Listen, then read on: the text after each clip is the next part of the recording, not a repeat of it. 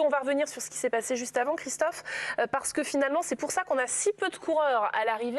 En fait, il y a beaucoup de coureurs qui se sont trompés de route. Bah ouais, les coureurs se sont trompés de route. Ou ils ont été, pour moi, ils ont été mal orientés. On va le voir, hein, mais en fait, tout était en train de bien s'organiser. L'équipe Ineos était en train de rouler. Derrière, on a Nils Politt, on a l'équipe de Grande-Bretagne. Et regardez ce moment-là où en fait, hop, on vient reprendre sur la gauche.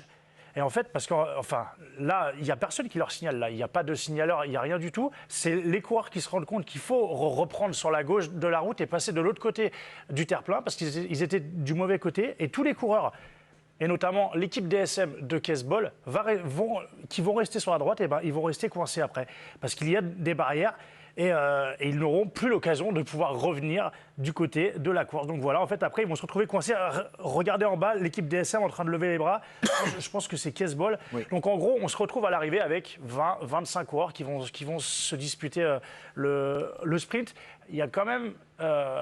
il y a un gros problème. Il y a quand même, de mon point de vue, un gros problème de l'organisation qui a quand même très mal orienté les coureurs et surtout qui leur a même pas signifié, ne serait-ce qu'avec un signaleur, le fait qu'il fallait qu'ils repassent du côté gauche de la route. Parce que je crois que c'est vraiment ce qu'il faut. Il faut juste en être sûr. Amador, on regarde les images. Amador, le coureur d'Ineos, lui, il continue. Les autres s'en aperçoivent et heureusement. Imaginez si tout le peloton avait été à droite, on n'a pas de vainqueur de l'étape en fait. Donc, et c'est pire que ça, c'est que le coureur qui est en deuxième position a failli toucher la route. Non, mais en plus, oui.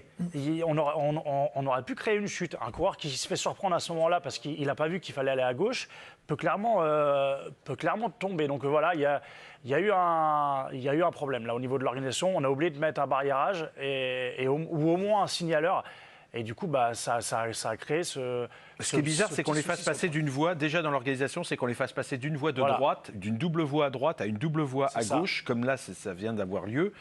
Effectivement, il n'y a pas de signaleur. On se souvient que sur le Tour du Limousin, on avait eu Rui Costa qui avait fait un tout droit. Mais il y avait un signaleur, simplement. Il n'avait pas regardé, il n'avait pas suivi ce que lui disait le signaleur. Il avait suivi il y avait les flèches de la course. Il avait pris la dérivation.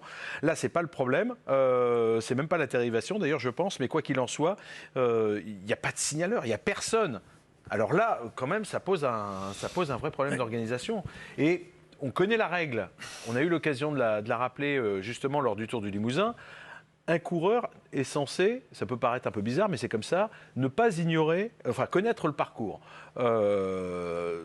Donc s'il se trompe, c'est de sa faute, quel que soit les... S'il se trompe, c'est de sa faute. Donc normalement, il est pénalisé s'il perd du temps, parce que là, ça peut avoir de l'importance si des coureurs au classement général sont placés. C'est sûr qu'il y en a. Ça peut avoir une incidence. On peut imaginer que s'il y a une faute de l'organisation, il y aura peut-être quand même une mesure de clémence du jury des commissaires. J'allais regarder, Cyrano est dans ce groupe quand même. Je regardais si le leader de la course avait suivi...